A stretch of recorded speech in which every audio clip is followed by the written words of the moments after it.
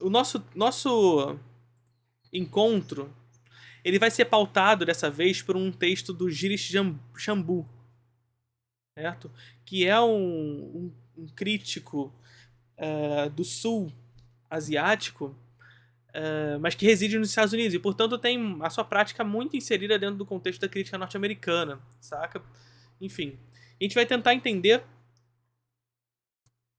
o que ele compreende como nova e velha cinefilia, né? E logo de cara a gente precisa ter em mente aqui o seguinte, gente. Quando a gente fala de velha e nova cinefilia, a gente não tá falando só da galera que gosta de filme e posta no Twitter, tá? É porque o sentido da palavra cinefilia, ela se perdeu um pouquinho, né? Em que sentido que eu digo que a palavra se perdeu um pouquinho? No sentido de que, enfim, historicamente, a cinefilia é aquela que praticava cinema, né? Praticava no sentido de comparecer aos cineclubes, de conversar sobre linguagem, de debater sobre filme, que botava a roda pra girar, real, né? Não é difícil pensar nisso quando a gente vê que, por exemplo, autores como o Godard, o Truffaut, o Rivet, o Romer, eram esses autores que frequentavam os cineclubes na França ali no final da Segunda Guerra Mundial, e que a partir desse cineclube, a partir desses encontros, a partir dessa projeção e dessa proposta de construção reflexiva de pensamento, construiu o que a gente conhece como novela vague, por exemplo. Né? Então a cinefilia ela tem um papel fundamental na construção e no debate sobre cinema, saca? Porque inclusive da cinefilia surge a crítica.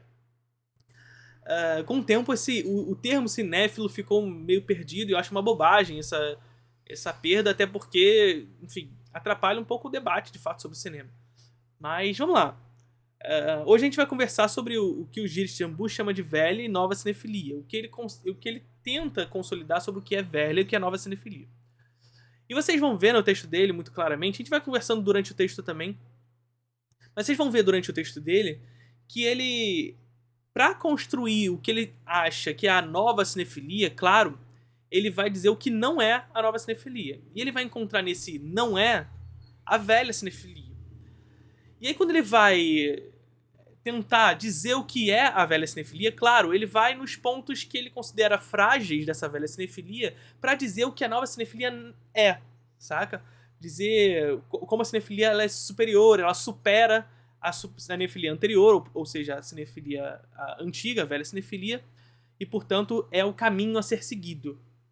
Entretanto, vocês vão ver também que o texto do Shambu ele vai meio que inconscientemente, porque ele não diz isso, mas claramente isso está determinado ali, que a velha cinefilia é uma cinefilia moderna, enquanto a nova cinefilia é uma cinefilia pós-moderna. Em que sentido? No sentido de que a velha cinefilia carregava consigo ideias sólidas, ainda que ideias a serem superadas aos olhos dessa nova cinefilia. Enquanto a nova cinefilia é uma cinefilia de desconstrução, mas que, pela desconstrução em si, não propõe exatamente nada, saca? É desconstruir por desconstruir em muitos dos casos. Entretanto, por mais que essa nova cinefilia seja um idealismo, porque e vocês vão ver com clareza que essa nova cinefilia é um idealismo, vocês vão ver também que ela deixa traços, ela deixa pegadas, e isso é importante. Isso é importante. E um desses resultados dessa nova cinefilia, por exemplo, é o resultado da lista da Sight and Sound, né? Que saiu recentemente, ainda em dezembro, se eu não me engano, dos 100 melhores filmes de todos os tempos. E aqui é importante a gente fazer esse paralelo, porque quando a gente fala das listas de cinema, gente, é muito mais sobre... Quando a gente fala das listas de cinema, gente, é muito menos sobre dizer quais são os melhores filmes da história do cinema e muito mais sobre enxergar um período histórico. Ou seja, é considerar que essa lista da Sight and Sound, por exemplo, tem uma metodologia específica e muito interessante, inclusive, que desde 1952, de 10 em 10 anos, lança essas listas de 100 melhores filmes de todos os tempos. E é importante ter método, é importante ter critério, porque senão fica IMDb, né? É por aí. O problema do IMDb é que ele não tem método. Público não tem rosto. Público não tem critério. Público, é geral, saca? E lidar com a história do cinema dessa forma é ser displicente com a história do cinema. Que é algo importante na história da humanidade, inclusive, saca? Mas vamos lá. É perceber, então, porém, que De 10 em 10 anos a Science Sound lança essas listas, e cada uma dessas listas demarca um retrato da sociedade e do cinema contemporâneo, do cinema de seu tempo, né? Portanto, as listas, elas são muito menos sobre quais são os melhores filmes e muito mais sobre o retrato de um tempo histórico, o tempo que estamos vivendo. É só a gente ver, por exemplo, que o primeiro vencedor é lá em 1952, O Ladrões de Bicicleta, né? Ladrões de Bicicleta é um filme de 48, movimento esse que mudou a história do cinema ali no pós-Segunda Guerra Mundial, que é o neorrealismo italiano, movimento esse em que as ideias do Bazin estão à tona. Claro, 1952, um filme como Ladrões de Bicicleta ganha, fica em primeiro lugar. Depois a gente tem um resgate de Cidadão Kane, que fica algum tempo aí em primeiro lugar, até que Vértigo toma a frente, e agora a gente tem Jane e Dilma em primeiro lugar, que por sua vez representa um retrato histórico do momento em que estamos vivendo. Que momento é esse? São essas pegadas dessa nova cinefilia. Essas pegadas da nova cinefilia aparecendo, ganhando forma. E aí, quando eu digo isso, a gente vai ver com bastante clareza no texto do Chambu que há muitas críticas sobre o que ele define sobre o que é a nova cinefilia. E, na verdade, muitas críticas sobre o que a gente pode perceber sobre a nova cinefilia. O que não significa dizer que algumas dessas pautas levantadas pela nova cinefilia não sejam boas, não sejam pautas necessárias. Melhor do que boa, é necessárias. Saca? Agora, a grande questão aqui é a questão de praxis. Ou seja, por mais que essa nova cinefilia tenha uma busca por representatividade e, portanto, uma ideia necessária, a praxis não é material. Saca? Não é material e, portanto, não se confere na realidade. Por isso, a gente tem que buscar essa representatividade que essa nova cinefilia tenta buscar, não sobre um viés idealista, que é o que a gente vai ver que o Chambu traz, mas sim sobre um viés materialista. Sim, sobre um viés materialista. Sob uma perspectiva de luta de classes. Sob uma perspectiva de lutas e classes. E não sob uma perspectiva de desconstrução pela desconstrução, tentando romper, inclusive, com as verdades estabelecidas pela modernidade. E, portanto, desconstruir tudo e não construir nada. Onde tudo pode, nada é.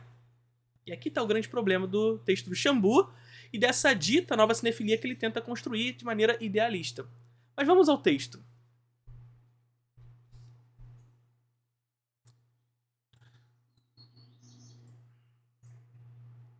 Espera aí.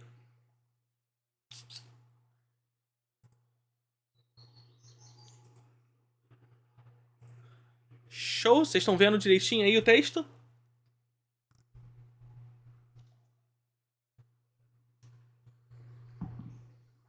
Galera, qualquer pergunta que vocês tiverem, dúvidas, qualquer coisa, pode mandar, tá bom? Podem mandar aqui no chat, de boa. É, inclusive, bom pra mim que vocês interajam. Aliás, rapidamente também, antes de a gente começar a leitura aqui do texto, falar com vocês assim, se vocês querem que o projeto de lives permaneça. Hoje eu tô fazendo live de 14 em 14 dias, então toda quinta-feira sim, quinta-feira não, eu tô fazendo live.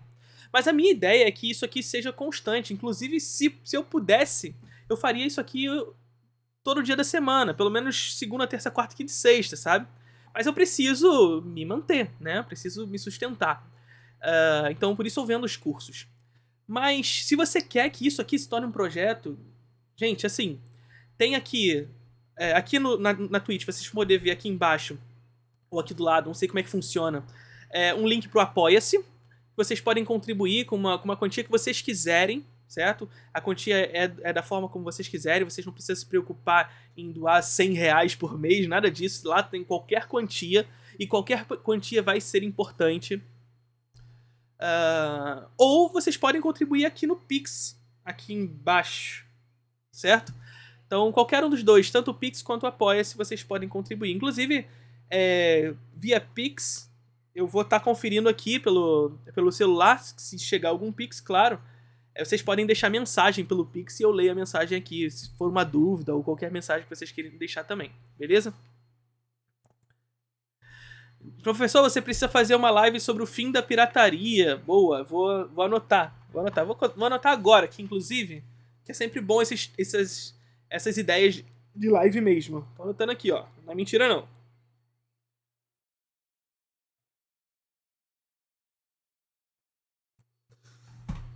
Show. Ah, vai estar na lista. Inclusive, mandem sugestões de temas também lá na minha DM no Instagram, tá bom? Pra eu não esquecer. Que aí eu ponho aqui na listinha também, beleza? Bom, vamos lá. Por uma nova cinefilia. Esse vai ser o nome do texto do Giri Shambu, mas a gente pode chamar então de velha e nova cinefilia, que é mais ou menos assim que ele tenta exprimir pra gente a ideia. Vamos lá. E vocês vão ver que o texto parece um grande texto de Twitter, tá, gente? Porque parece uma thread de Twitter. É número 1, sabe? Aí vocês vão ver que logo depois, número 2, tá vendo? Parece uma grande thread de Twitter. É um texto bem superficial, mas ainda que seja superficial, é um texto que levanta debate. Isso é legal, tá? Vamos lá. A velha cinefilia é a cinefilia que tem dominado a cultura cinematográfica nos últimos 75 anos. Sua história de origem narra a sua ascensão na França após a Segunda Guerra Mundial. Após a Segunda Guerra Mundial, gente, porque justamente após a Segunda Guerra Mundial que surge essa cinefilia que vê os filmes americanos entrando à torta e à direita no território francês. A gente precisa ter em mente que a Segunda Guerra Mundial vai ser um evento fundamental na história do cinema. Né? No sentido de que, antes das duas guerras, porque a gente pode dizer que a Primeira Guerra Mundial nada mais é do que um prelúdio para a Segunda, e a Segunda é uma extensão da Primeira. Né? E, enfim, esses eventos históricos vão demarcar uma questão muito específica, que a gente vai ver que essa história do cinema anterior, ela não é exatamente tal como a gente vê hoje, ou seja, uma quase hegemonia do cinema hollywoodiano, né? Então, Hollywood ela representa uma hegemonia, ele representa um oligopólio global do cinema, né? Mas nem sempre foi assim.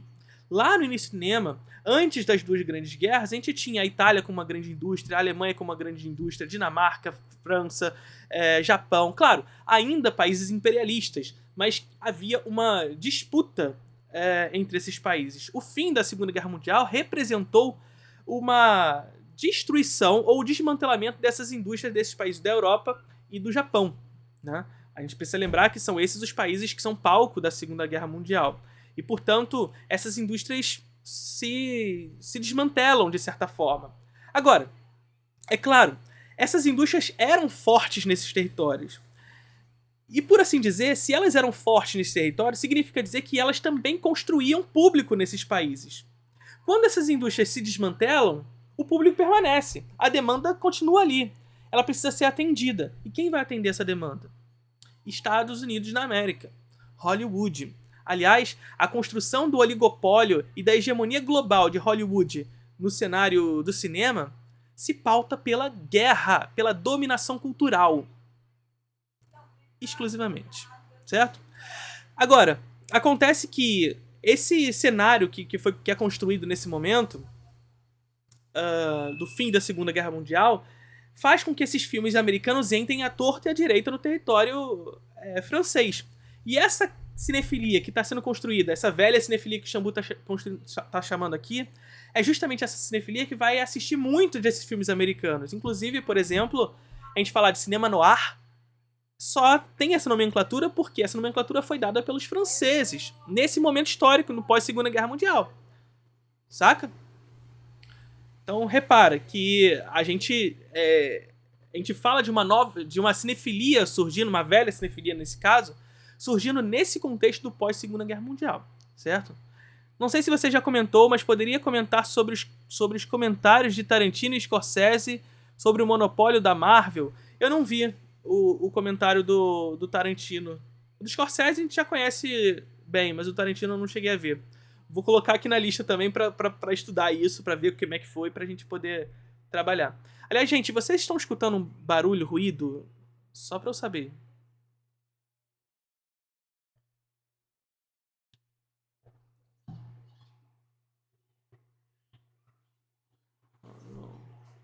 Não, né? Show de bola. Então tá ok. Então repara. Vamos continuar aqui o texto então.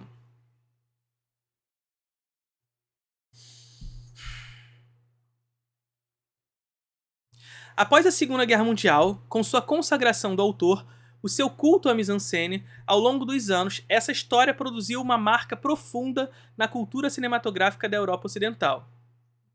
E passou a se instalar como uma narrativa hegemônica do amor ao cinema e ponto. Um truque de mágica, o que era local se tornou silenciosamente universal. Né? É essa crença que ele tem de que a velha cinefilia tinha esse amor puro pelo cinema que rompia as barreiras territoriais. Né? A nova cinefilia reconhece duas coisas sobre essa história de origem. Que ela é uma narrativa de amor ao cinema, entre inúmeras outras no mundo, e que foi criada majoritariamente por uma minoria, homens, cis, branco. Então aqui a gente já vê uma característica muito marcante do que é essa nova cinefilia. Né? Essa tentativa de rompimento com essas práticas ditas marcantes da velha cinefilia para trazer um senso de representatividade. Mas vamos lá. O que é importante, mas vamos ver qual é o modus operandi, a praxis. Em resposta a isso, a nova cinefilia quer multiplicar uma diversidade de vozes e subjetividades, e uma constelação de narrativas sobre a experiência cinéfila. A nova cinefilia, que vive confortavelmente tanto na URL, internet, quanto na IRL, in real life, na vida real, é uma cinefilia consciente de si mesma e que põe em evidência a situacionalidade social, a posicionalidade subjetiva do amante de cinema, ou da amante de cinema, de amante de cinema, né? Para isso, devo adicionar: escrevo essas palavras como um homem hétero, cinéfilo do sul asiático que vive nos Estados Unidos. Beleza. Aqui ele já deu uma situação do que significa para ele essa velha e nova cinefilia. Vamos lá. Os prazeres no coração da velha cinefilia são predominantemente estéticos. Isso aqui vai ser fundamental no texto. A nova cinefilia tem uma definição mais ampla de prazer. Valoriza a experiência estética do cinema, mas demanda mais. Ela também encontra prazer numa curiosidade profunda pelo mundo no compromisso crítico com ele. O cinema nos ensina sobre o mundo humano e não humano através de caminhos novos e poderosos. O prazer cinéfilo tradicional é privado, pessoal, interiorizado e é também isso que Laura Mulvey, em seu importante manifesto, pretende destruir. Então a gente vê aqui que Laura Mulvey é quase um guru desse pensamento, né? Que diz que esse pensamento tradicional, não a Laura Mulvey, tá? Que essa nova cinefilia que Xambu tá chamando aqui, que o prazer cinéfilo tradicional é privado, pessoal, interiorizado, individual, né? Individualista. Em algum grau ele tem até razão, mas vamos falar sobre isso já já. A nova cinefilia irradia para o exterior, impulsiona por um espírito de busca e desejo de transformação social e planetária. Isso aqui é terrível, né? A nova cinefilia irradia para o exterior, impulsiona por um espírito de busca e desejo de transformação social e planetária. Não à toa, vários realizadores enaltecidos pela nova cinefilia, mulheres, pessoas queer, indígenas, pessoas não brancas, se interessam pela militância e enxergam o cinema como parte de um projeto mais amplo de ativismo cultural. Também não é à toa que, comparativamente, poucos cineastas cis-brancos compartilham dessa característica. Aqui a gente vai ver... Deixa eu botar aqui na tela inteira. Aqui a gente vai ver com bastante clareza já uma primeira definição do que é a velha cinefilia para o Xambu, que é primeiro, esse amor puro ao cinema, mas também, e sobretudo, esse quase interesse exclusivo e individual pela estética.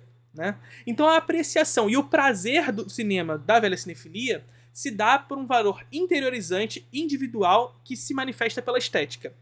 Entretanto, isso não se confere na realidade. Isso não é uma análise material, é uma análise idealista.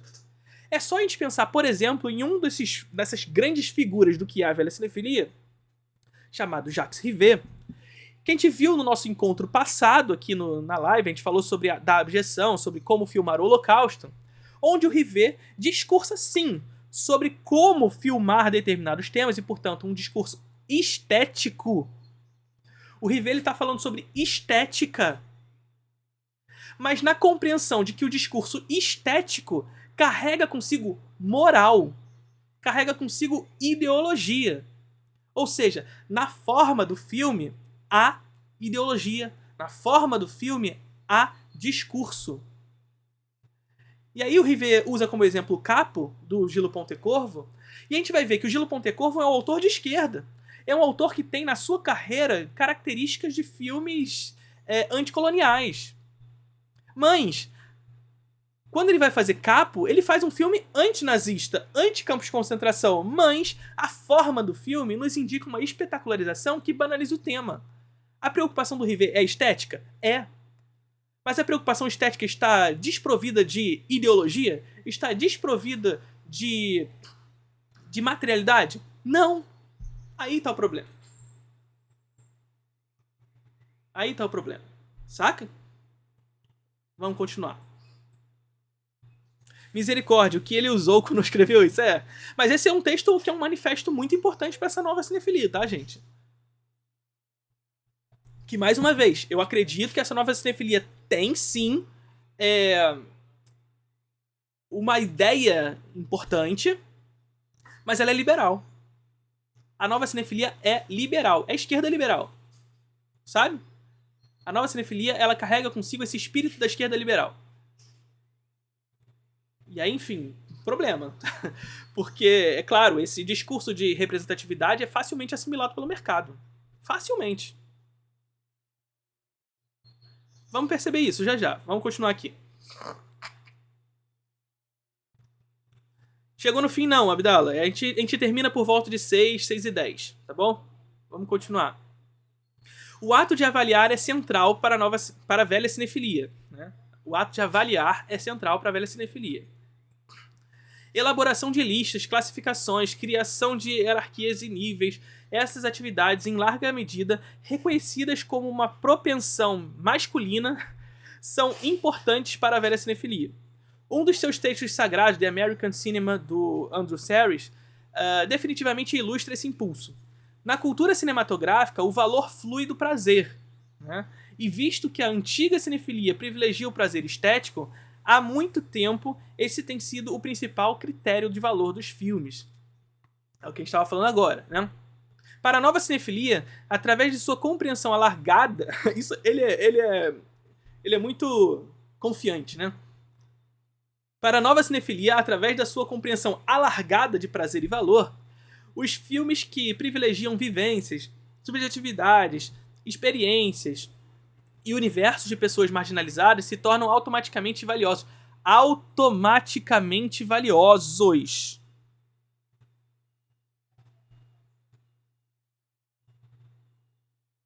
Vocês sacam o problema aqui? Tem dois problemas aqui nessa parte, mas vocês sacam o problema disso aqui? Olha só isso. Para a nova cinefilia, através da sua compreensão alargada de prazer e valor, os filmes que privilegiam vivências, subjetividades, experiências e universos de pessoas marginalizadas se tornam automaticamente valiosos. Sabe o que é isso, gente? É a prática da nova cinefilia liberal, de esquerda liberal, onde o tema basta. Basta falar daquilo que eu acredito que tá bom. O filme se torna automaticamente valioso. E não é assim, né, gente? É como o Rivet falou pra gente, esse cara da velha cinefilia falou pra gente lá quando ele fala sobre a questão do Holocausto. Ele parte do princípio estético e encontra na forma uma moral ideológica. Saca que por que é importante perceber a forma para tratar de determinados temas? Saca por que o discurso dessa nova cinefilia é liberal? Porque é de fácil assimilação do mercado. É só falar sobre os temas que eles querem. É só falar. E tá bom. Saca qual é o problema? Hã? Esse conceito de nova cinefilia é atemporal ou existe um período que demarca antes e depois dessa nova cinefilia? Essa nova cinefilia ela é pós-moderna. Então, assim, ela é muito marcada pelo surgimento dessa pós-modernidade ou do capitalismo tardio, enfim, né? Mas especificamente, essa nova cinefilia ela tenta se demarcar a partir do momento do texto do manifesto da Laura Mulvey, né? Enfim, a Laura Mulvey ela é maravilhosa, enfim, mas essa galera que surge depois nem necessariamente lê a Laura Mulvey de maneira interessante. Esse que é o problema, na verdade. Então, assim, essa nova cinefilia é uma cinefilia pós-80, mas mais especificamente da virada do século. E que vai se acentuando, né? Cada vez mais. Temática como algo qualitativo, é isso. Filme com mensagem importante igual filme bom, é essa a pegada. Professor, isso não seria a posição leiga do senso comum? A ideia de que o tema se sobrepõe à forma?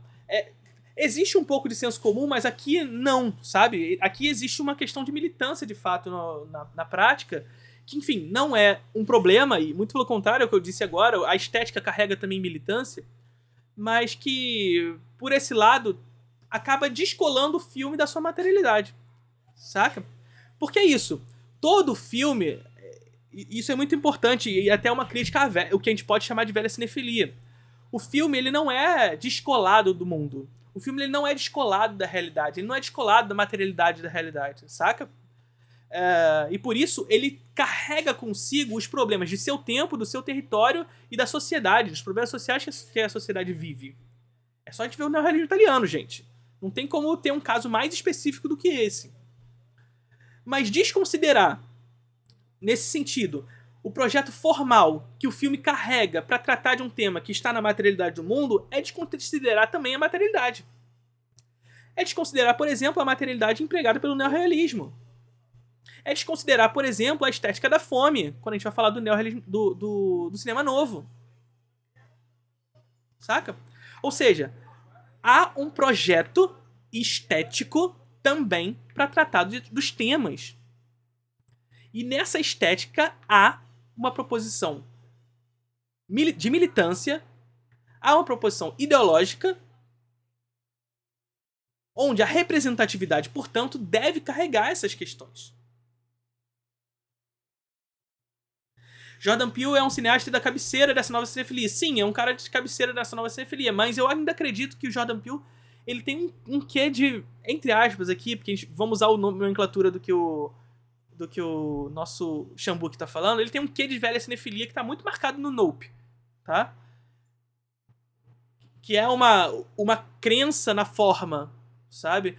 Uma autoconsciência do cinema. E assim, eu sei que tem gente que não gosta do filme, mas é inegável que ali há uma autoconsciência do próprio filme, há uma autoconsciência da forma, há uma autoconsciência estética, né? Que, enfim, e pela estética conduzia a ideia do racismo estrutural dentro do cinema americano, percebe? Há na estética essa proposição. Mas sim, não é muito difícil pensar o Jordan Peele como esse cara da cabeceira dessa nova cinefilia. É ver que Corra entrou na lista, por exemplo, da Sight and Sound, que particularmente eu não acho um filme bom, mas é aquilo que eu disse lá no início da nossa live. As listas são menos sobre dizer quais são os maiores filmes da história e mais sobre dizer pra gente o momento histórico pelo qual estamos vivendo no cinema e na cinefilia. Saca? E perceber que um filme como o Corra está presente na lista é enxergar esse momento histórico que estamos vivendo. Para além de gostar ou não do filme. Saca?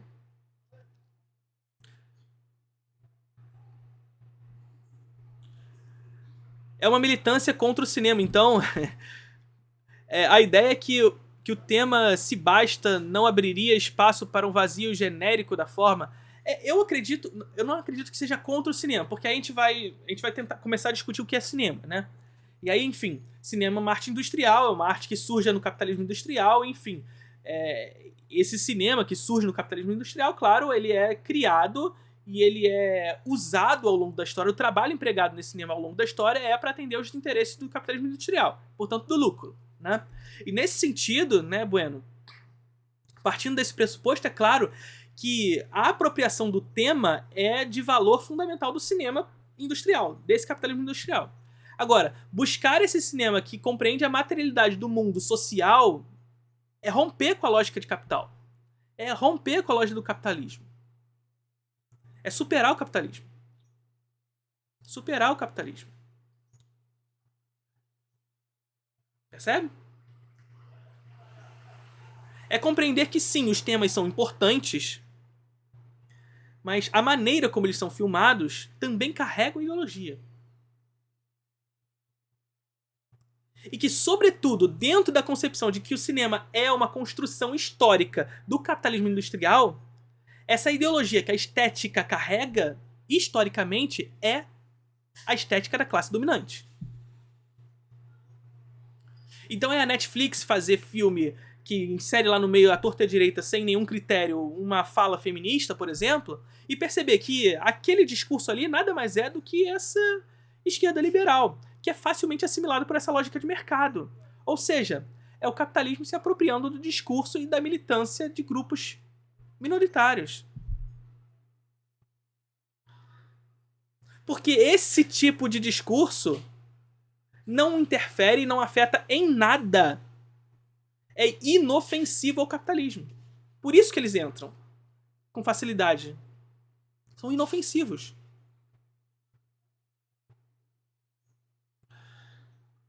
Saca qual é a questão? Portanto, quando a gente fala nesse sentido, portanto, nesse princípio estético e tudo mais, é um princípio de busca de superação desse cinema do capitalismo industrial. Beleza? Autoconsciência histórica também, com certeza. A autoconsciência histórica do cinema, inclusive, né? O filme carrega, o Nope, se eu não me engano você tá falando disso ainda, né? Nathaniel, eu acho. Já o Spike Lee me parece se segurar literalmente pelo tema. Eu não acho, não. Eu acho que o Spike Lee ele consegue se segurar pela estética também. Um filme como Faça a Coisa Certa é muito disso. Tem Bom, o Spike Lee ele basicamente constrói uma lógica formal do que é o cinema negro norte-americano dos subúrbios. Né? Subúrbio que eu digo, porque subúrbio nos Estados Unidos vive a elite. Né? Vocês entenderam o que eu quero dizer? Dos espaços que eram segregados. Né? Então o Spike Lee ele quase que cria, na verdade, um senso estético do que significa o cinema desses espaços. Né? Que vai ser replicado ao longo da história do cinema, inclusive nas séries. É ver, por exemplo, a série lá do Chris, né? O rapaz lá, como é que é o nome? Eu odeio... sei lá. Enfim, carrega essa estética meio Spike Lee ali em alguns momentos, né? Todo mundo odeia o Chris, né?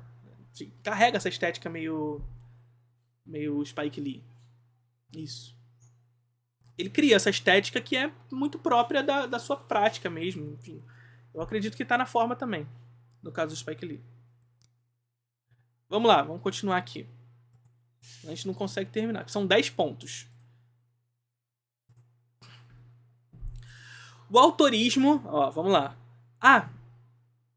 Antes da gente continuar, outra coisa. Ele fala no início desse ponto 3 que o ato de avaliar é central para a velha cinefilia. A elaboração de listas, classificações, criação de hierarquia e níveis, essas atividades em larga medida reconhecidas como uma propensão masculina são importantes para a velha cinefilia.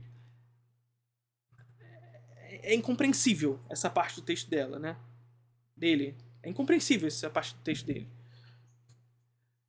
Dizer que as listas, a avaliação é uma prática da velha cinefilia não faz o menor sentido. É só a gente ver o resultado da Sight and Sound. É a nova cinefilia ocupando espaço. Saca? É a nova cinefilia ocupando espaço do que antes era chamado de velha cinefilia.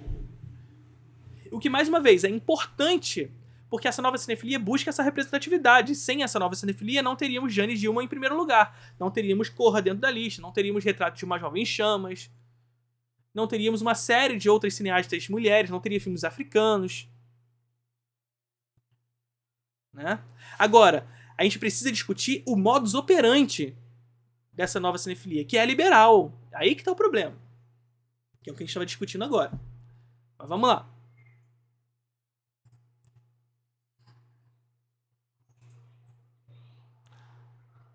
4.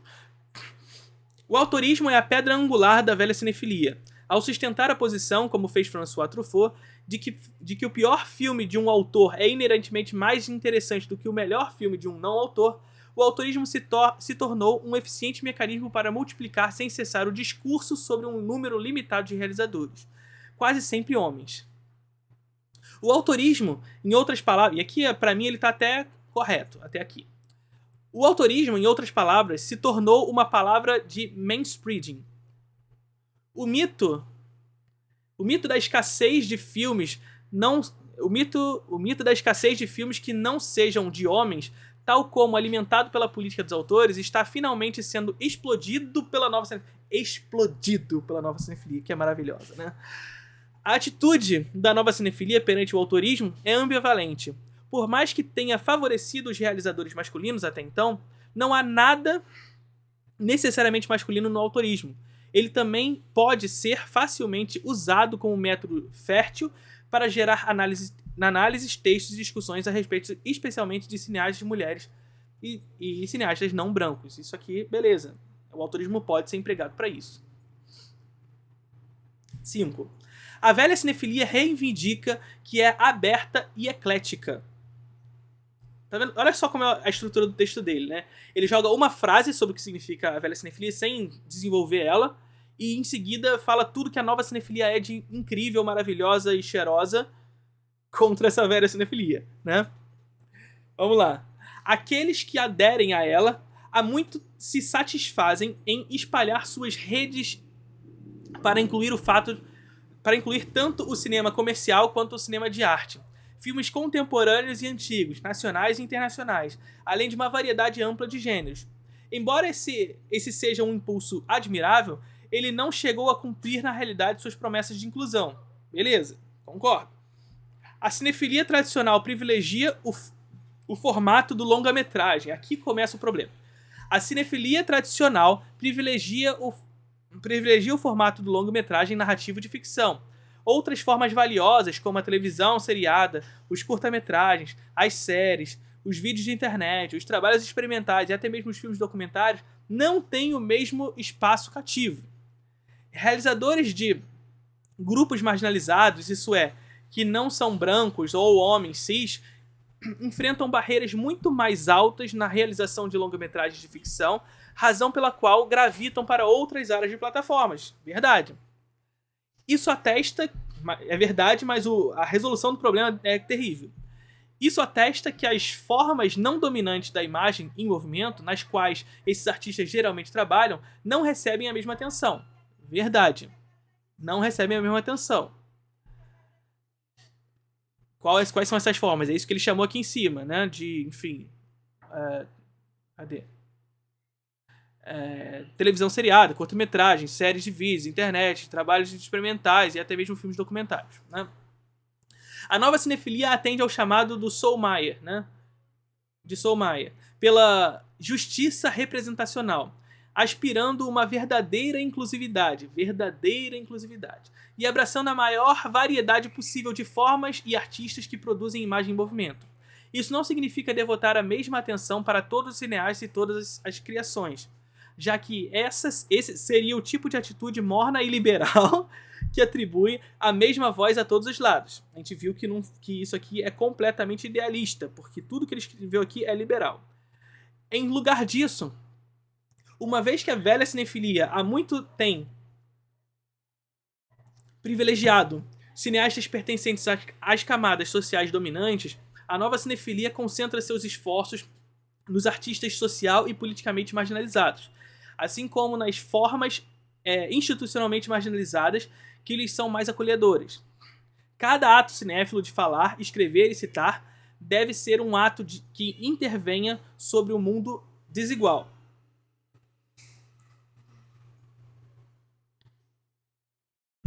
Né? Assim, é até difícil de falar. Essa parte aqui é terrível. Né? Que ele fala assim. Ele fala que a velha cinefilia reivindica que é aberta e eclética, mas que na verdade não é, segundo o Chambu. E ele vai falar que essa cinefilia tradicional privilegia o formato de longa-metragem, narrativa e de ficção. Outras formas valiosas, como televisão, seriado, curta-metragens, séries, vídeos de internet, os trabalhos experimentais e até mesmo os filmes documentários, não têm o mesmo espaço cativo nessa velha cinefilia. Né? E aí a conclusão dele para isso, a crítica para a velha cinefilia nesse sentido é que, ora, quando essa velha cinefilia não privilegia esse espaço de realização, desses meios que a gente citou agora anteriormente, ele acaba não privilegiando também esses grupos minoritários que estão realizando filmes, porque esses grupos não conseguem ter espaço no âmbito tradicional, ou seja, no longa-metragem de ficção. E eles migram, eles transitam para esses outros meios. Né? Agora, o que é terrível aqui é que, e que é completamente idealista, é a percepção do Xambu que essa nova cinefilia privilegia esses espaços. Que nova cinefilia é essa que valoriza o documentário, que valoriza o cinema experimental? Muito pelo contrário, na real, a velha cinefilia tem mais representação pelo cinema experimental, tem mais busca pelo cinema experimental do que a nova cinefilia. Pelo cinema documental, pelos curta-metragens. Aonde que a nova cinefilia busca curta-metragem? Em que lugar? Isso não existe, é idealismo. Ele queria que a nova cinefilia fosse assim, mas ela não é. E por isso que é idealista. Por isso que a gente precisa ter uma análise material. Porque a nova cinefilia é falha. Não é essa maravilha toda que ele está falando. É falha por quê? Porque ela não analisa a realidade por uma perspectiva material. Não analisa a realidade por uma perspectiva de classe. Analisa a realidade por uma perspectiva liberal. Liberal. E ele queria que a nova cinefilia fosse assim, mas ela não é. Inclusive, ela não é, e por isso ela é facilmente assimilada pelo mercado. Fácil. É isso, é mentira. A nova cinefilia é completamente burguesa. Completamente burguesa. Burguesa no sentido do estrito senso da palavra, né? Porque, assim, é pequeno burguesa, né? Porque burguesia nem discute isso. Tá lá nos seus palácios e tudo mais, né?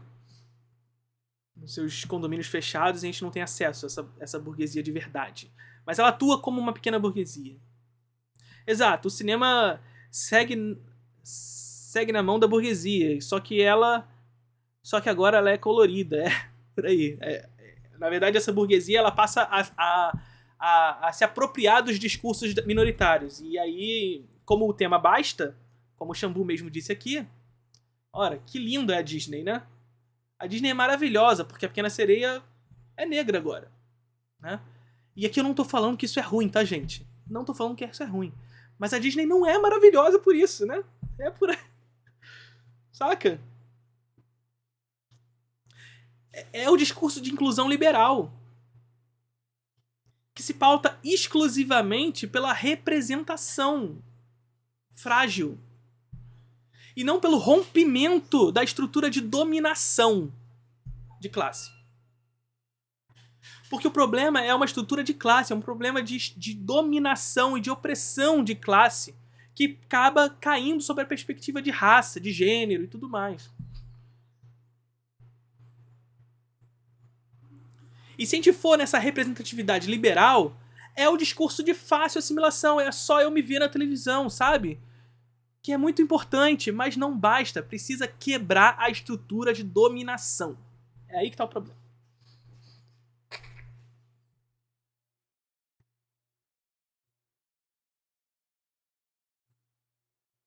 Qual seria a antítese do liberalismo no âmbito da cinefilia e do fazer cinematográfico? A gente não pode trazer uma cinefilia ao ponto de comparação nesse sentido, mas a gente precisa de uma cinefilia materialista. De fato, uma cinefilia que enxerga a realidade sob uma ótica materialista. Saca? É isso que a gente precisa. A gente precisa de uma cinefilia que rompe com as estruturas de dominação, que enxerga o cinema sob uma ótica de classes. E que enxerga a perspectiva da estética como uma perspectiva de moral, que carrega consigo moral, que carrega consigo ideologia. Inclusive a ideologia da classe dominante. Porque a gente precisa enxergar que no cinema não basta o tema, Porque a classe dominante se apropria dos temas desses grupos minoritários sob uma forma de dominação desses grupos. A forma permanece sendo de dominação.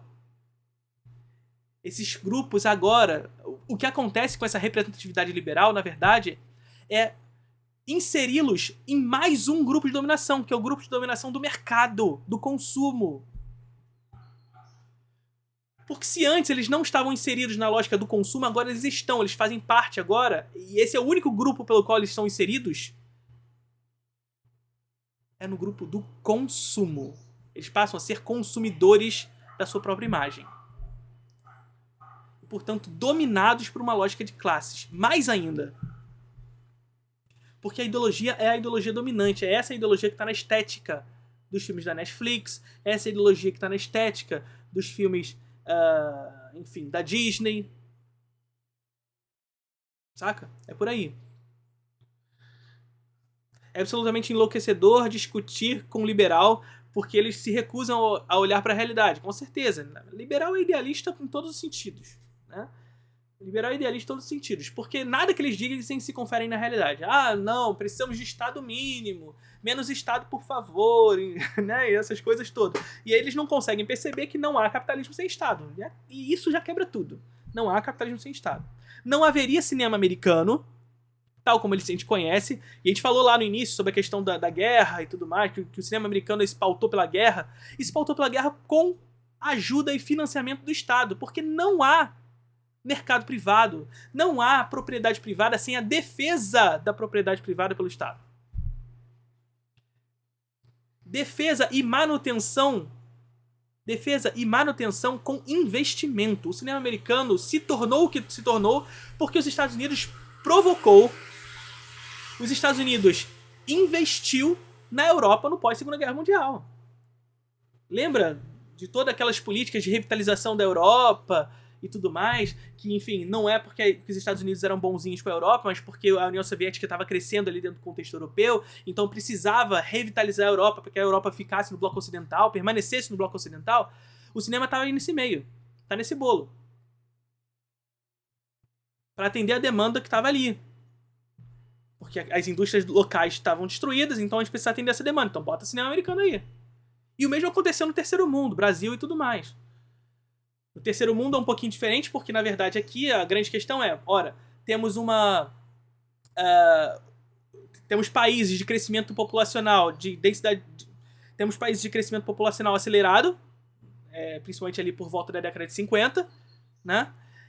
E esse crescimento acelerado no terceiro mundo, crescimento populacional acelerado no terceiro mundo, implica também no crescimento das cidades acelerado, o que significa demanda. E é justamente nesse momento que o cinema americano chega aqui. Saca? E domina o nosso território. E faz de tudo, historicamente, para destruir qualquer possibilidade de construção de uma indústria brasileira, ou latina, ou do terceiro mundo. Faz de tudo para que uma indústria brasileira não seja construída. E consegue.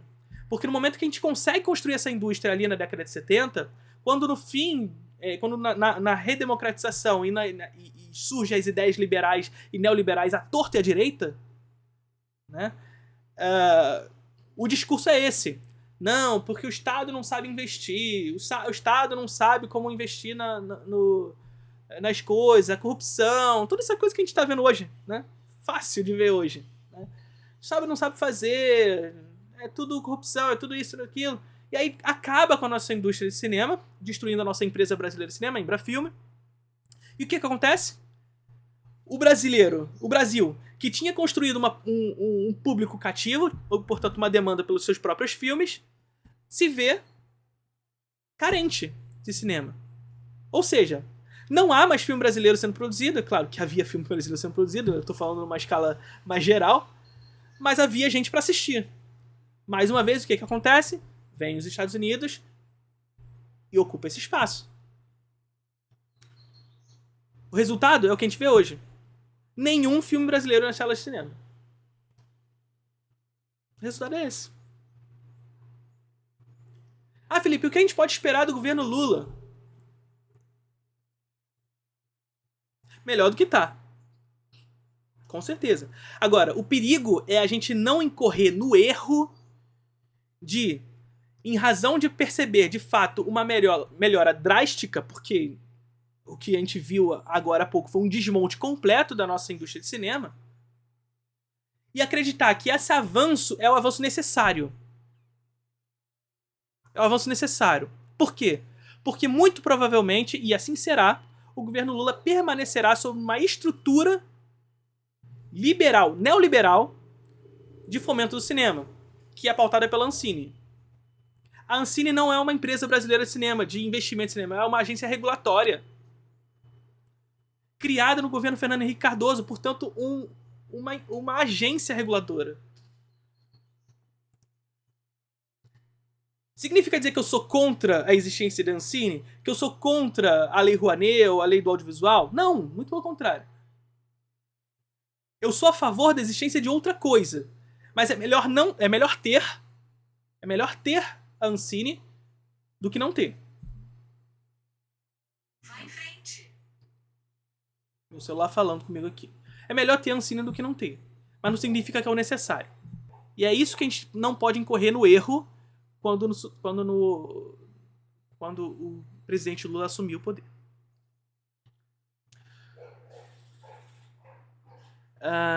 Vamos ver aqui. Fazem discursos lindos, são quebrados com meio segundo de observação. Fato.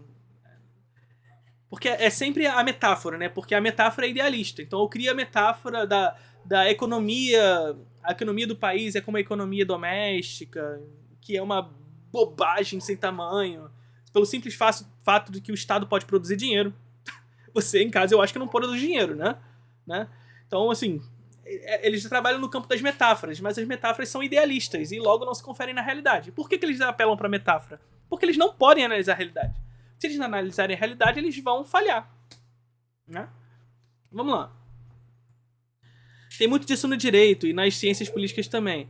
Só o orçamento médio de um filme americano, quando se tenta copiar, fica impossível de se fazer equivalente aqui. Com certeza, já é impossível. E aí, como é que a gente pode pensar aqui no Brasil em não ter um sistema de protecionismo do nosso cinema? A gente tem que proteger. A gente tem que ter uma empresa brasileira de cinema que investe no cinema, que protege nosso cinema e, portanto, ocupa as salas de cinema e que internacionaliza. Aliás, esse é um caso muito importante, porque muito provavelmente, mais uma vez, o Brasil não vai estar representado no Oscar. Né? E eu digo isso porque tem saído já as primeiras indicações de filmes estrangeiros em outras premiações e nós não somos representados. Muito provavelmente não estaremos. E continuaremos nesse caminho enquanto as políticas neoliberais estiverem em voga. Continuaremos nesse caminho. Porque a política de internacionalização é uma política liberal que a gente está aplicando. É a política... É essa política que eu estava falando agora. É essa política de... Fugiu a palavra agora. Essa política reguladora. Essa política reguladora. Onde não há um investimento claro do Estado nessa internacionalização e, portanto, de crescimento do cinema brasileiro no exterior. Aí você vai falar, Felipe, pra que crescer o cinema no exterior? Tem que crescer aqui dentro. Crescer no exterior significa crescer aqui. A internacionalização, a exposição do cinema brasileiro no exterior significa brasileiro assistindo nossos filmes. Porque o nosso filme tá no Oscar. E mais uma vez, é aquela velha questão. A gente não precisa do Oscar para testar a qualidade dos nossos filmes. Mas a gente precisa disso sim para construir público no Brasil. A gente precisa de Cannes, a gente precisa de Berlim, a gente precisa do Oscar, a gente precisa de Locarno, a gente precisa de todos. E especificamente o Oscar, porque é o de maior visibilidade nesse sentido. Mais uma vez, não para testar a qualidade, mas para criar visibilidade e construir público no Brasil. E construir público para o cinema brasileiro no Brasil significa defesa do nosso território. Defesa do nosso território. Defesa ideológica e cultural. Porque a gente é dominado pela cultura norte-americana. E os nossos jovens não assistem filme brasileiro. Nossos jovens são dominados pela cultura norte-americana. Dominados. Os nossos jovens, eu estava discutindo isso recentemente numa aula lá do papel da crítica. Os nossos jovens sabem mais o que é a dor da escravidão norte-americana do que a dor da escravidão brasileira. Vocês sabem o que é isso? Por quê? Porque o cinema, que é a arte, que leva uma verdade para esse jovem, porque o cinema leva uma realidade por causa da sua autoridade fotográfica, não chega até a eles. O cinema brasileiro não chega até a eles, mas eles veem a escravidão norte-americana nos filmes, mas eles não veem a escravidão brasileira, que foi terrível, mas eles não conseguem reconhecer. E aí a estrutura que permanece na nossa sociedade da escravidão não é sentida por esse jovem. Não tô falando do jovem negro, porque se sente na pele o tempo inteiro. Não é sentido por esse jovem de maneira crítica, sabe? Enfim.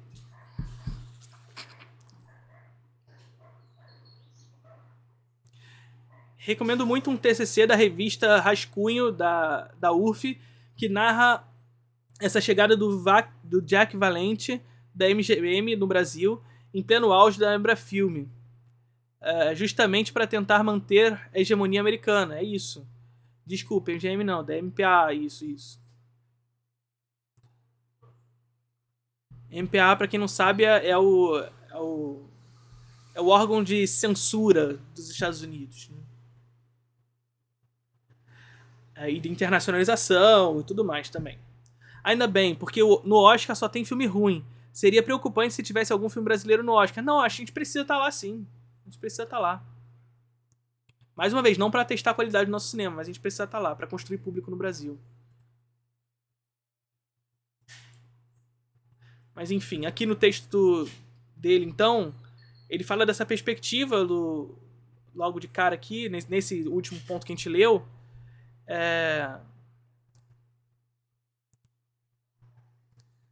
Dessa perspectiva de que, enfim, não pode ser liberal e tudo mais, mas ele demonstra o texto dele inteiramente sob essa perspectiva liberal, né? Enfim. Deixa eu ver aqui o que eu posso fazer, porque já tá dando minha hora, eu tenho que dar aula lá no Sesc agora. Ainda tem mais 5 pontos, e aí vai durar mais uma hora pra ler os 5 pontos. Vamos fazer o seguinte, então. Vamos guardar esses outros próximos 5 pontos pra próxima live. A gente continua falando sobre velha e nova cinefilia na próxima live. Fiquem atentos ao e-mail de vocês. Pra quem não tá no mailing das lives aqui, manda pra mim na minha DM, no Instagram, o seu e-mail que eu ponho você no mailing. Aí você vai receber os avisos de quando as lives vão acontecer. Eu vou tentar fazer essa segunda parte da live na próxima quinta-feira. Não vou prometer pra vocês, porque é isso. Eu tô conseguindo fazer de 14 em 14 dias. Mas eu prometo tentar. Então, fazer na nossa próxima quinta-feira a segunda parte da nossa live de hoje, beleza? Pode ser? E aí a gente já começa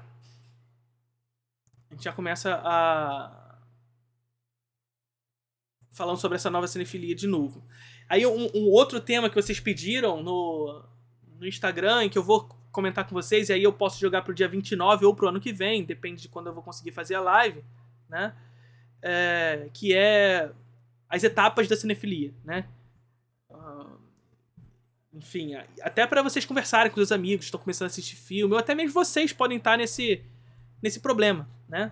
Porque a cinefilia ela vive com essas etapas, de rompimento com determinadas etapas até chegar num momento que você se sente confortável com o cinema, de fato. E quando eu digo isso, romper essas etapas não é porque você se torna superior, aquele meme lá do que vai crescendo, né? Não é isso. É chegar num momento que você se sente confortável mesmo com o cinema. Porque tem um pouco disso. A cinefilia ela vai crescendo e em determinado momento ela se torna arrogante, né? Ela se torna arrogante porque ela tem a crença de que ela chegou num lugar que ela é intelectualmente superior aos demais. Mas chega um momento que é até mesmo essa etapa é rompida. A gente vai conversar sobre isso em um encontro aqui na nossa live. Beleza? Eu vou montar um esqueminha sobre isso também, até pra gente dividir tela aqui também sobre esse tema. E a gente vai conversar sobre isso. Pode mandar esse link ou o nome desse texto? Posso sim. Joga no Google. Vou botar aqui no chat também. Pera aí.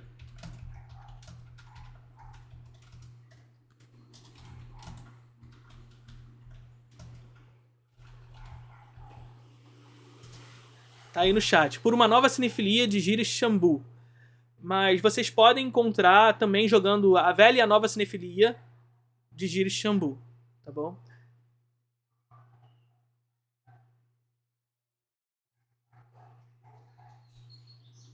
Não, ainda não tenho sub habilitado. Ainda não. Eu tenho que bater as metas aqui da Twitch. E como eu consigo fazer live de 14 em 14 dias, eu não consigo bater as metas ainda. Mas vou conseguir. Mas, caso vocês queiram ajudar mais uma vez, e aí pra finalizar o nosso encontro, aqui na Twitch, embaixo aqui, vocês vão ver o linkzinho pro Apoia-se. E vocês podem contribuir com qualquer quantia, que vai ser uma contribuição mensal de qualquer quantia. Ou, caso vocês queiram fazer de outra forma, vocês podem fazer no Pix aqui do lado, né? Ou aqui do lado, né? Porque eu nunca consigo fazer certo. Aqui do lado. E aí, enfim, vocês vão ajudar muito também. Qualquer quantia vocês puderem contribuir para que o projeto de lives permaneça. Eu consiga continuar fazendo as lives semanais. E conforme for crescendo essa contribuição e tudo mais, a gente ir até ampliando, fazendo 2 vezes por semana, 3 vezes por semana, até que a gente converse até todos os dias da semana, dependendo de como for isso tudo, né? Enfim. Deixa eu ver aqui se teve algum pix pra gente ver se tem alguma mensagem, né?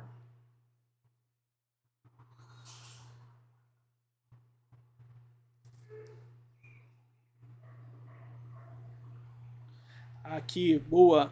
O Luiz A.R. Soares mandou mensagem. Valeu pelas lives, professor. Valeu, gente. Vou continuar. Contribui aí pra gente continuar o nosso projeto. Professor, haverá algum novo curso contínuo para substituir o Clube do Leão? Então, haverão novas coisas por aí, né? Nesse momento, inclusive, caso vocês queiram também, vocês podem ver no link na bio lá no meu Instagram, as inscrições para ter acesso à plataforma do Clube do Leão com mais de 70 aulas estão abertas, certo? E aí, enfim, estão todas as aulas gravadas, os encontros ao vivo que a gente teve no Clube do Leão, mais de 70 aulas. E aí lá vocês podem adquirir esse acesso a essa plataforma com mais de 70 aulas, um pacote mensal, trimestral ou anual. Então você pode comprar qualquer um desses e você vai ter acesso por esse período de tempo aí, beleza? Além disso, mês que vem, em janeiro, a gente vai ter um curso. Eu só não sei exatamente qual vai ser, porque tem a possibilidade de fazer um Grandes Diretores ou uma segunda edição do Cinema e Marxismo. A primeira edição do Cinema e Marxismo está disponível lá no Clube do Leão, beleza? Romas Rocha, está disponível lá.